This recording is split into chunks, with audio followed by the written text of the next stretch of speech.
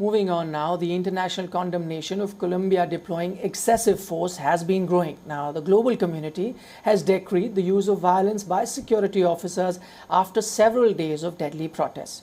Now, close to 20 people have lost their lives and 846 wounded in the violent anti-government demonstrations.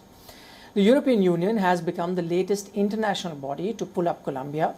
It has called for the forces to avoid the use of violence on protesters.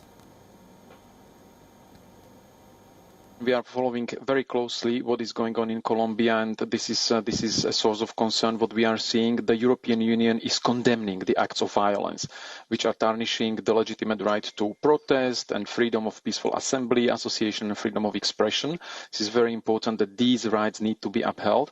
And we, in the same way, we condemn the deaths of all the people who have been killed during those protests. The reports are saying about at least 19 victims and also one police officer. So I would like to express our condolences to the families and relatives of those victims. The United Nations Right Office has also joined the chorus to criticize the recent clashes. The body said that it is deeply alarmed with security forces resorting to violent means in order to quell the protest, especially after they opened fire on demonstrators in Cali, Colombia.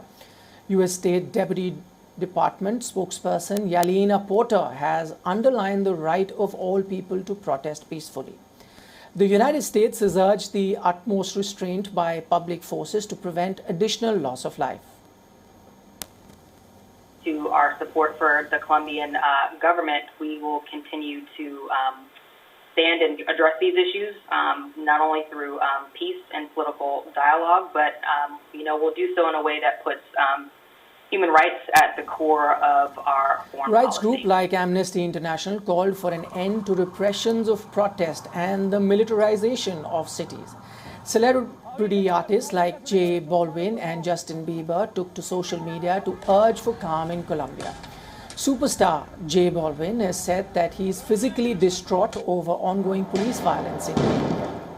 Tens of thousands of Colombians have taken to the streets in demonstrations against a proposed tax reform. The protests have since then morphed into broader protest against the government of President Ivan Duque. Anti-government protests come at a time of economic despair fueled by the global health crisis. On Tuesday, protesters blocked roads in several parts of the country. Cali, Colombia's third biggest city and the worst affected by the ongoing unrest. The Ministry of Defense has deployed 47,500 uniformed personnel countrywide. In Cali alone, 700 soldiers, 500 riot police officers, 1,800 other police and 2 helicopters have been put into operation.